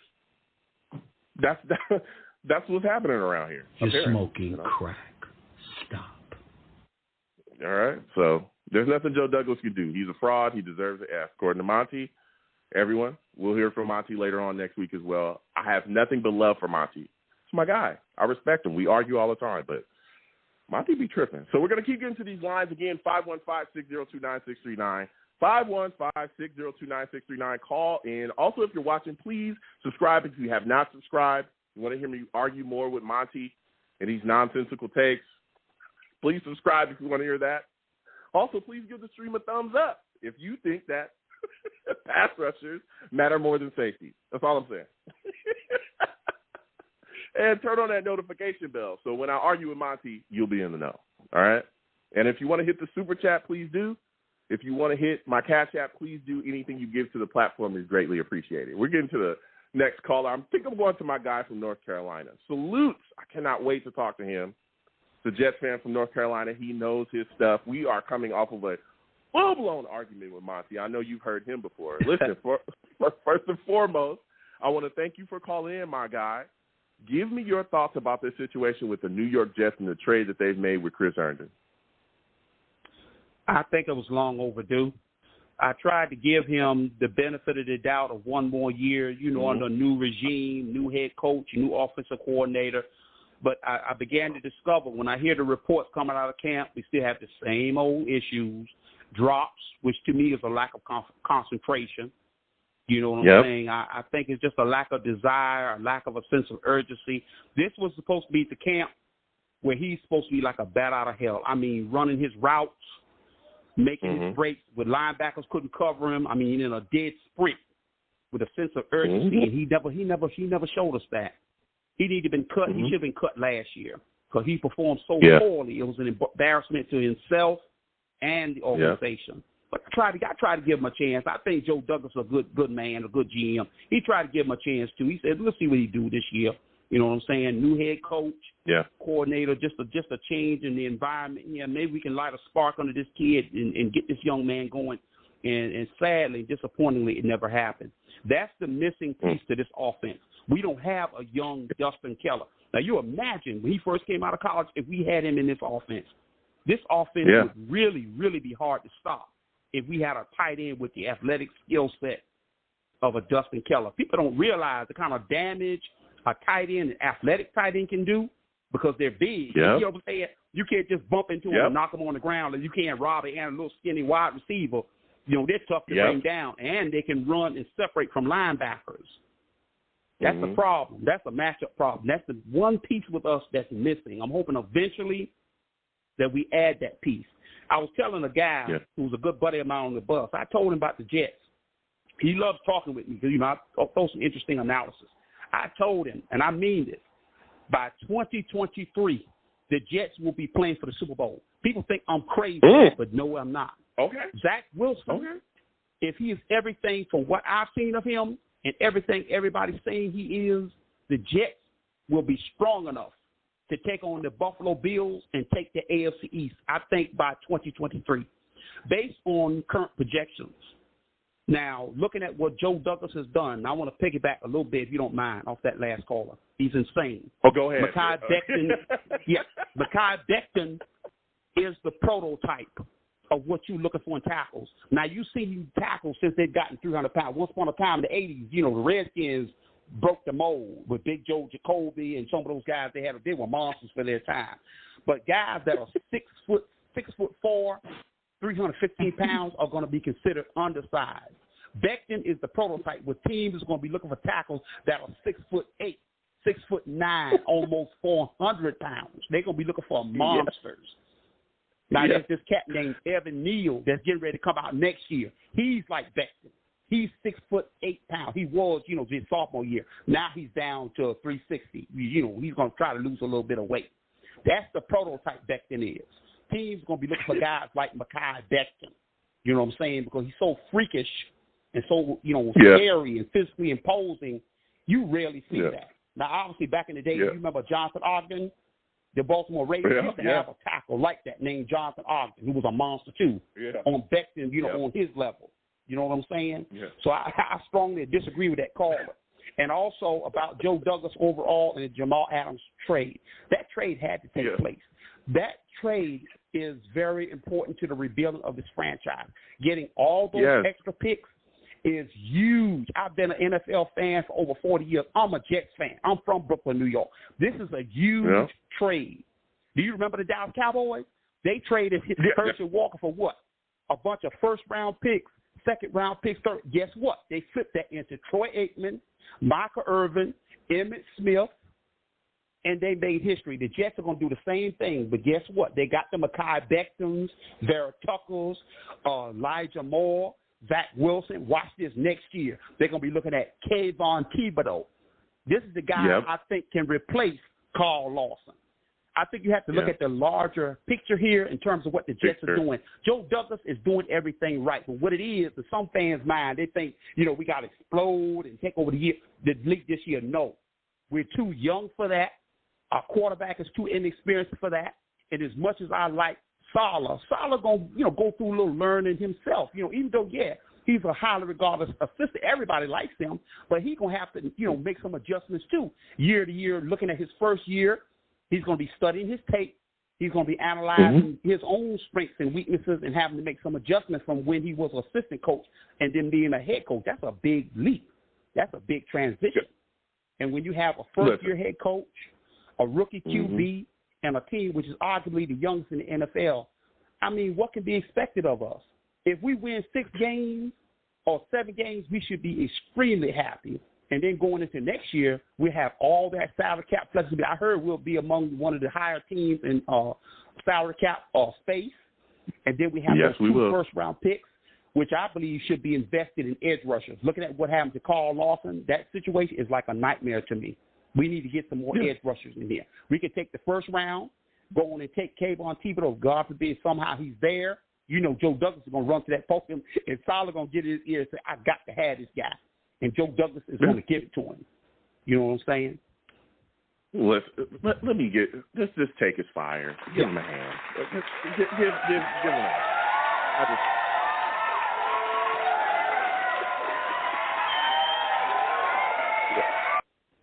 I had to give that take a hint. Look, and for the you know, just a complete, you know, honestly, I got love for Monty, and Monty knows that. Me and Monty go back and forth all the time. He is out of his mind. I see that. He's out of his mind. Oh yeah. But what it is, he just doesn't realize some of the talent that the Jets have. The Jets have some top tier talent. The only problem with them is they don't have enough Mekhi Bectons. They don't have enough Quentin Williams. No. They don't have enough Marcus Mays. That's what's wrong with them. They don't have enough of that caliber of player for them to ascend and be one of the better teams in the league. But guess what? They got 2 first-round picks next year, 2 second-round picks next year, a third-round pick, and 2 fourth-round picks. That is perfect. And with the salary cap flexibility they're going to have, let me tell you something. If Salah can just demonstrate that he can get this team to play with some spirit and energy. My time being a Jet fan, when I've seen the Jets play with spirit and energy, they are dangerous, man. We've seen this before under Rex Ryan. You remember how aggressive the Jets were? Jets were nasty. Yep. Under Rex Ryan now. They were kind of scary. Even when they were underdogs, they were a team not to be taken lightly. They were quite formidable, even though some of the style of play would be considered outmoded, you know, ground and pound when the league, you know, was kind of transitioning into a passing league with Tom Brady and Peyton Manning. But nonetheless, when they were playing hard-nosed football, the Jets were always in the mix. Early 80s with Richard Todd, when they had Freeman McNeil, they ran the ball. Guess what? They entered the AFC Championship game, 1 game away against the Miami Dolphins. Same thing happened again with Curtis Martin. Same thing happened again with Thomas Jones. The formula is there. We just have to stick with that formula, build our offensive line. They're doing it right by building this team in the trenches. We got Becton. We got Vera Tucker. To me, we need a guard. I think they'll have a chance to address that. And I don't think they necessarily have to go for that in the first round. I think the second round is a nice sweet spot to get a solid starting caliber guard. What do you think? I'm right there with you, and this is why, and again, I go back and forth with Monty about this all the time. Exactly everything that you talked about was exactly why I said we should trade Jamal Adams. Verbatim. I was saying, hey, listen, we got to get rid of this guy. You cannot sign him to a big-time contract, which I talked about the cap implications of that going forward, the same way that you beautifully explained it today, and also the ability for us to get more talent to build around the team and not just worry about this one non-impact position being trying to hold on to this guy at a non-impact position that was not affecting us when we needed, you said, more Mekhi Becton. Yeah. We needed more, better wide receivers. We needed better corners. We needed all of those things. Better pass rushers. Like you said, look at the capital that we got back and puts us in a position to be able to trade up for a guy like Thibodeau. Say we're a couple picks away and we know he's going to be taken. We have the capital in our back pocket to make it a realization to get a young pass rusher in here for us to grow with for years to come. We have not had that in I don't know how many years. Over what, 10, 15 years? That's right. Whenever John Abraham was here, right? So that matters. So building and going forward, and that's why. And I love, I love talking to you as well because it's like, listen, everyone wants Joe Douglas to make this team, just snap his fingers, make this team a playoff caliber team overnight. Hello, does anybody remember the however many years Mike McCagnon was here, the mismanagement of the roster and the cap? You can't come out of that after 1 or 2 years. We were bad. Not just bad, we were horrifically bad. Not only were we horrifically bad, we had almost a 6-year damn rebuild. Hello, That's right. I'm going to say this again for y'all don't remember. We had a 6-year rebuild and did not come out of it any better than we went into it. Does anybody remember us drafting Sam Darnold and doing nothing for him? Does anybody remember all these issues, all these issues with talent, all these issues of pass rushing, all these issues of not being able to secure impact position, to secure talent at the impact positions, killed us for years to come. It takes a while to build. Yeah, it had to happen. What you can do. I'll say this. Exactly. Go ahead. I'll say this. I had no ill will against Jamal. I really liked everything about him. He represented us well when he was here, except at the end, when he got in the contract dispute, then it turned ugly. Mm-hmm. It went south very quickly. You know what I'm saying? I understand where he's coming from. He wanted his money. He could have handled things better, but we did what we had to do on the business end because the Jets, bottom line, is like a business. We the fans, we love the sport, we love the entertainment, but it is a business. They have to look out what's best for their business, which was trading Jamal Adams to give us the draft capital for now and for the future. We should be very excited. We should be very excited. Yeah, we're disappointed with the Carl Lawson injury. That kind of leaked the air out of the balloon a little bit, kind of deflated me too. I was so looking forward to seeing what our front four could do, and it may still do some good things. It just might not quite be on the level it was, prior to Lawson going down. But I'm excited about the prospects for this team going forward. Joe Douglas is doing it the right way. And we haven't really seen this team in a full rebuild since Parcells, and I think this is worse than what Parcells inherited. Don't you think that this team is possibly worse than what Parcells inherited? It was horrific. Yeah, it was horrific. Yeah. And again, we looked even before that. You had to deal. There were so many roadblocks. There's so many roadblocks in the way of not just the lack of talent, but then you got to also talk about how he was saddled with a coach, an Adam Gase, where you couldn't figure out who was talented and who wasn't. Let me give you an example of this situation. Does anybody remember this guy Ty Johnson that I talked about constantly on this program? There were a lot of Jets fans that thought he was trash because he was never utilized correctly. Right? We talked about that. That's right. Turns out this guy ain't drove trash. Me crazy too. That's right. Turns out he's not trash. It drove me crazy too, seeing what little talent we had. We did have not being maximized to their potential. We see like little flash of like a carrier too, and then all of a sudden you can see him for the rest of the game. Same thing with Denzel Mims. You see like a couple of catches. We get excited, and then all of a sudden, where's Denzel Mims? We wouldn't even see him on the field. You'd be looking for his number on the field. You wouldn't even see his number. I think, what's going on? Yeah. Listen. But we should be. Listen. Yeah. Go ahead. I want before I let you go because the lines are hot, man, and I love what you're bringing to the table. But my final question before I let you go is: give me your thoughts about the New York Jets cutting Bless Austin. How do you feel about this cornerback situation now with him gone? What direction do you think we go? Please just give me an answer quickly on this one, man. Okay. I think they should have held on to Bless. I think with the position being such a big question mark and thin as it is, so many unproven players, in my opinion, they made some tough cuts. I was so heartbroken by some of the cuts. I had guys I was rooting for, like your Bowles tight end and even James Morgan. He was showing me a little something at the end. And so I was getting excited. But they got to keep this guy. He's showing you something. So I think they did what was best. It was hard to swallow, though, but I got to believe that they're going to make some player acquisitions before we start the season. So what is it, 2 weeks before we start the season? They're not going to start this week, are they? No, they're starting. I think the first game is it's 2 weeks. I think it starts on the 12th.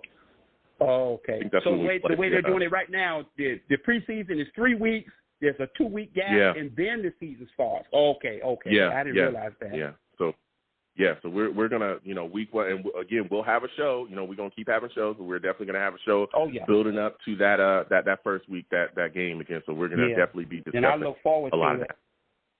That. Absolutely. Listen, my friend, I want to thank you for calling in, man. I know you have a work schedule. Listen, get that money, okay? Get that money. I want to say that to you first. I know you got to get that moolah. Go ahead and get that money. But it's always great to hear from you, my friend. Yeah, and I thank you. And I just wanted to let you know I'm always thinking of you and trying to tune in when I can, even when I'm on the job and I don't have an opportunity to call and actually talk with you. But whenever I do have that opportunity, we will talk. Absolutely. Thank you so much, my friend. You have yourself a good night, all right? All right. You too, now. Take care. You have a good one. Listen, My guy, man.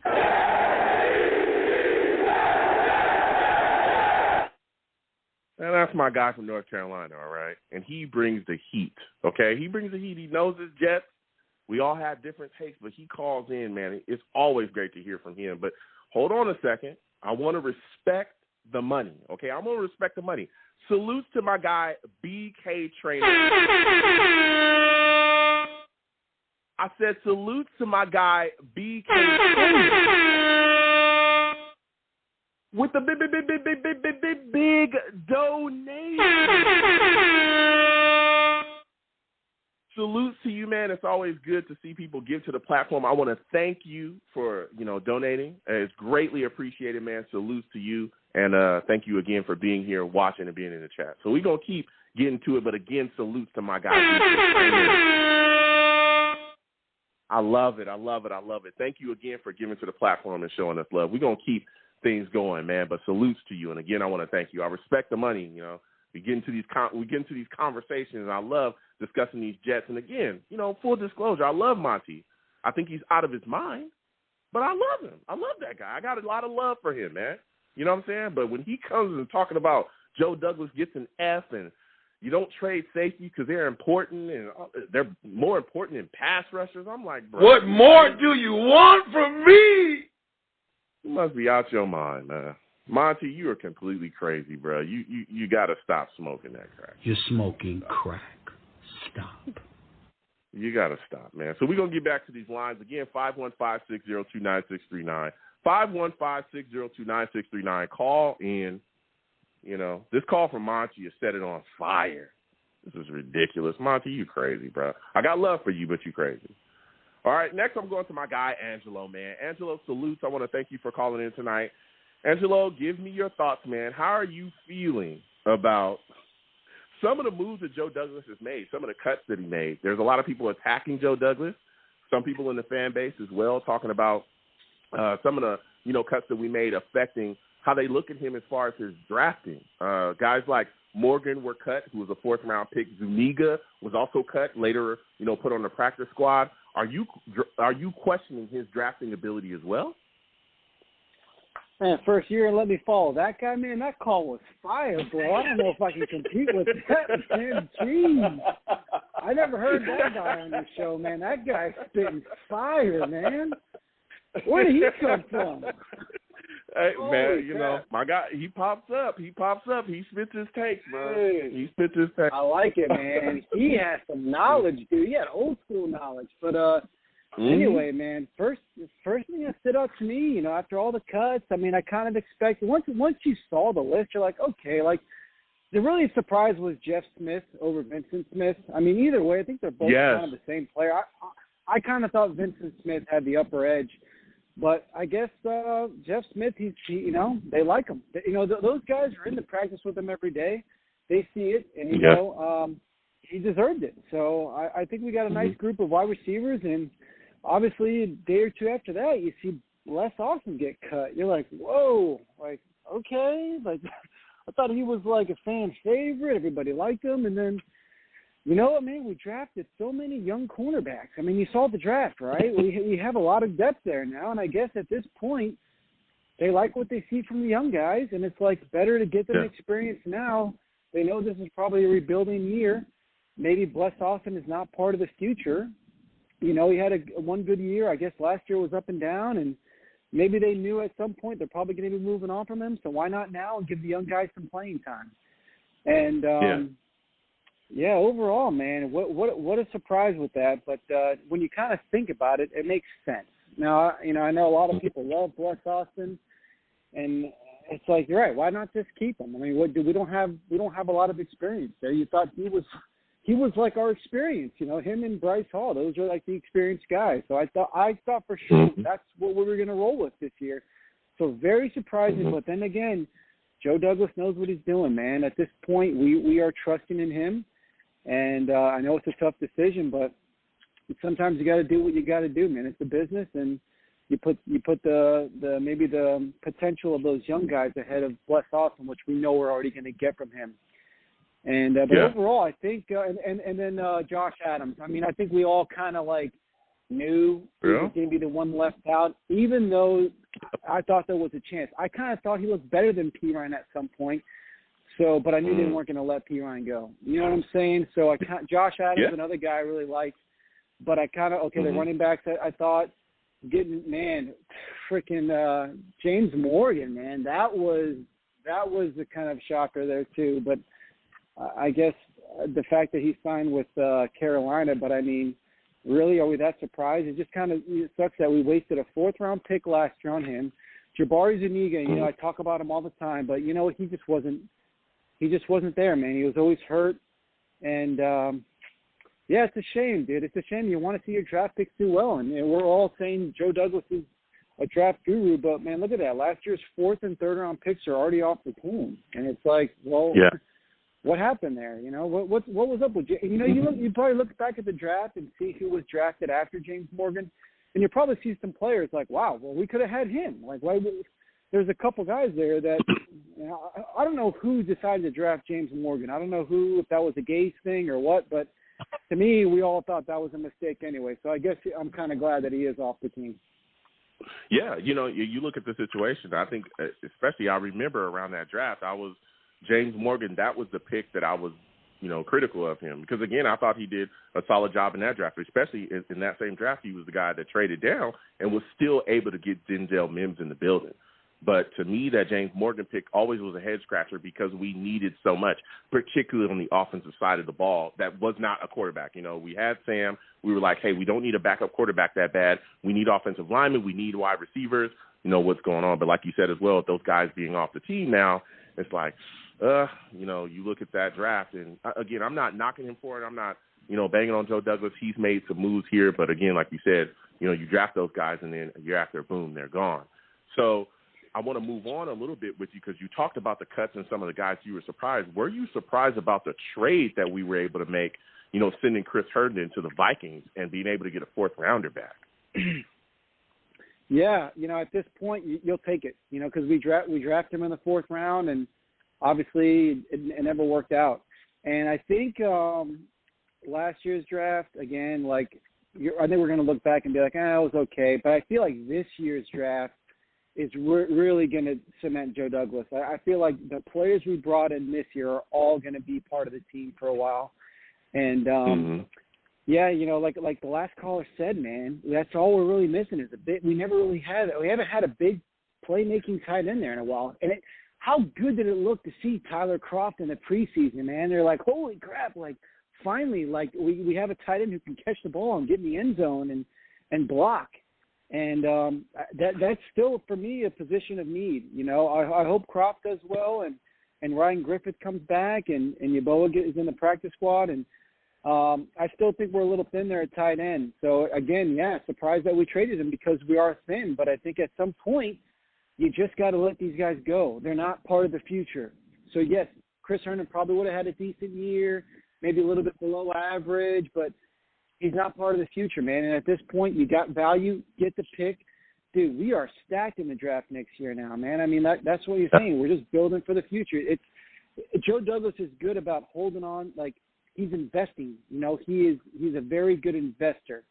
And I feel like we have young players and a lot of draft capital. And that's what you want in a football team, right? Yeah. I mean, you're talking that talk. Listen, Angelo, I got to get back to these lines, man. You've had a great call. Let me go ahead and give you a hand, man. Give him a hand, studio audience. Go ahead. You know, don't be shy. Give him a hand. Yeah. Don't go about some heat. You don't believe tonight. Yeah. Salute to you, Angelo. Listen, I want to thank you for calling in, my friend. Yeah, next time I have a show, I want to hear from you, all right? You have a good one, my friend. I'll call in. Listen. Bye. Absolutely. Listen, Angelo calling in. He brought some heat there, man. We got to keep getting to these lines. 515-602-9639. 515-602-9639. Call in, okay? We are talking Jets. I'm arguing with everybody named Monty. I'm arguing with everybody named Monty. Nothing but love to him, but I'm arguing with everybody named Monty. If your name is Monty, call in. I'm going to argue with you. So next we're going to my guy, Jacob. My guy, Jacob, he knows his stuff, man. Salutes to Jacob. I want to thank him for calling in tonight. Jacob, talk to me, man. How are you feeling about the New York Jets after these roster cuts? What was the most surprising cut in your mind? Hey, what's going on, Joe? Nice to talk to you again. And, good to talk to you. There were a few cuts who I was a little bit disappointed with. Obviously, everyone's going to lean towards that Bless Austin one. But, I can't see the logic behind it, trying to get these young guys in. Because we really know what Bless Austin's going to give us. He's going to give us some times where he's apparently, Deion Sanders in his prime, and other times where he's blindfolded. And you don't know which one you're going to get. And so I think for what the situation we're in right now, I think it makes more sense to give these rookies a chance where, obviously the corner room is probably going to struggle for at least the first half of the season. But I think these guys are going to adjust. And really, if just one of these guys becomes a Pro Bowler and the rest become busts, that's still a success to me. All you need is just one of them to hit. And for me, that's really a success. Obviously, you'd like to see multiple. But if one of them can succeed, that would be more than enough for me. So I would say Bless Austin's probably the most surprising out of all of them. I think they tried to trade him for like a 6th or a 7th or something, but no one wanted to budge. So that's probably what I would go with too. Yeah. Yeah. I was shocked a little bit, or actually shocked quite a bit by the release of Bless Austin. But, it seems like the Jets are ready to go forward with a lot of these young guys. And that's going to be my next question for you, because I look at this situation and I say, okay, well, with Bless Austin being gone, right, that opens up our number one. I would guess that Hall is going to slide into that position. What exactly, which one of these young guys do you think is going to take that number 2 spot? Because in my mind, and, some people call me biased because I liked Echols the second we drafted him, I think it's Echols, man. I really, really do. I think he's the guy who's going to step into that. We've seen a little bit from Isaiah Dunn as well.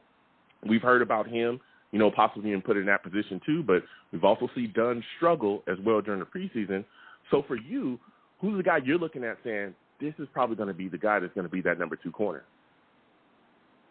I would probably lean towards Echols as well, but I think Jason Pinnock may have a chance too. He's actually a pretty underrated player. His in college, his percentage of, I guess, how do I put it? Like the quarterback rating against him and the completion percentage against them was actually pretty low.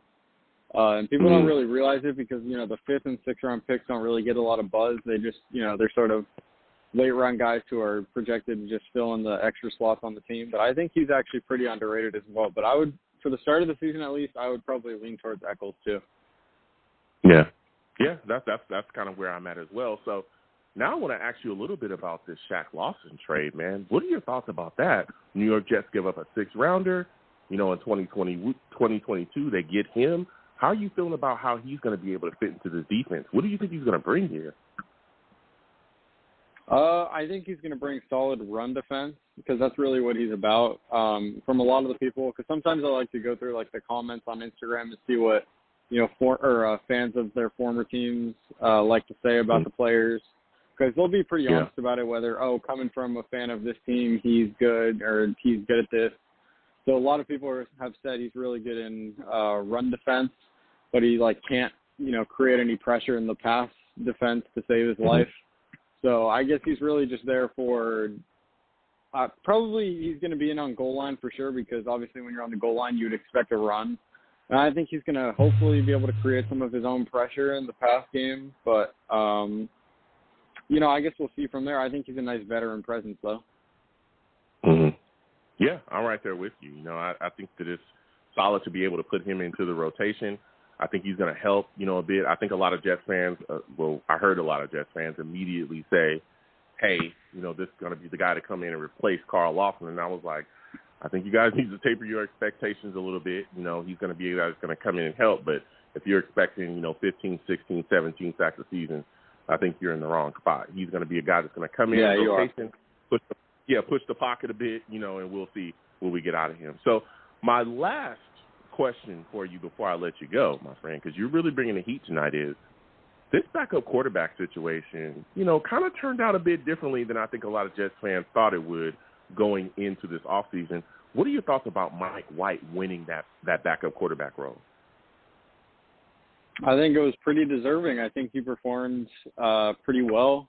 obviously it's against, third stringers or second stringers or whatever, but I think really you can't expect him to go out there and be, an MVP quarterback, obviously. So what we were looking for out of the backup role, it was really a toss-up between the three. And, if you would have said before the preseason started that this guy's going to be the backup or this guy's going to be the backup, nobody would really look at you like you're crazy or anything, because it was really just whoever performed the best. So I think he really won that role. Although I will say, having James Morgan go to the Panthers out of all teams isn't the most ideal landing spot for us, because obviously he knows our playbook pretty well. He's been studying it since he got here.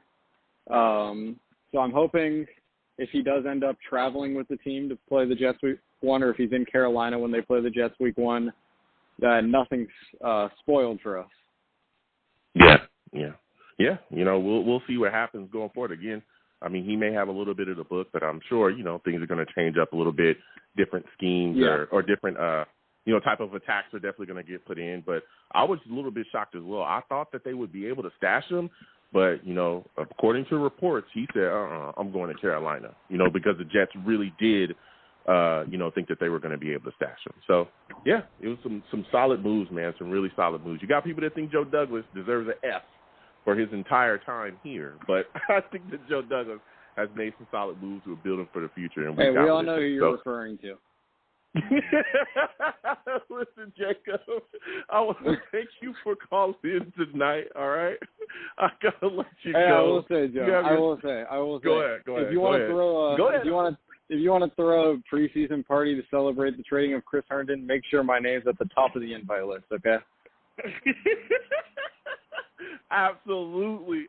You already know. I told people. I love Herndon. I had a lot of love for him, but I needed to see him do something, bro, and he didn't get it done, so we moved on from him. But salute to you, Jacob. I want to thank you for calling in. You have yourself a good night, all right?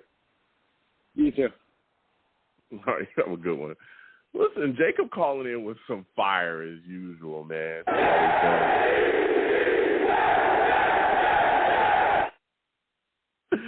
Oh man, what a show! This was a hot show. He had a lot of great takes, going back and forth with a lot of people. Really, really enjoy, having discussions with everyone about this football team. And I also want to thank everybody that called in tonight. Phenomenal show. So we're gonna go ahead and close out the show now. Listen, I'm the man of the people. I'm here for the people. Let me shamelessly promote my Facebook page. Everyone go on Facebook, search The Long Beach Joe Show. Like that page. My content's up there. Go ahead and give it a listen. Message me. I'll message you right back. I love going back and forth with folks about this football team. Also, leave some feedback. I love hearing about what you folks think I do here on The Long Beach Joe Show. I'm also on Twitter as well, at YoungJ000, the 3 zeros. Go ahead and follow me. I'll follow you right back. You want to troll me? No issues. I am the troll that lives under the bridge, and I will troll you right back, and I'll have my Vera Tucker jersey on at all times, okay? He's going to be out there week one. He's going to be out there week one, baby, okay? I'll have that jersey on, and I will troll you, all right? So, again, follow me. I'll follow you right back. I'm also on YouTube as well. Long Beach Joe Jets on YouTube, okay? Long Beach Joe Jets on YouTube. That's where we live stream the show. That's where you'll see the show from. Oh, my Twitter, the show's Twitter as well, is The Long Beach Joe. The Long Beach Joe. That's where you'll find my show's Twitter as well. You can see me stream on there as well. Some content I put on there. That's where we put all the links to the show. So follow that, and we can go back and forth on there as well. And again, the YouTube page where we live stream the show on YouTube is Long Beach Joe Jets. Long Beach Joe Jets on YouTube. Go ahead, subscribe to that channel. If you have not already, turn on your notifications so when y'all post content, you folks will be in the know, okay? We do live shows on there. I post my videos, my other content on there. We also game as well. We play games together. We have a lot of fun, a lot of NBA 2K. That's going to be coming. Madden, that's going to be coming, all that stuff. So we have a lot of fun live streaming, a lot of good stuff going on there. So please subscribe, give the videos a thumbs up, turn on your notifications. And as always, people, when you see me in person, all right, it is arms out, chest open, free hugs for everyone.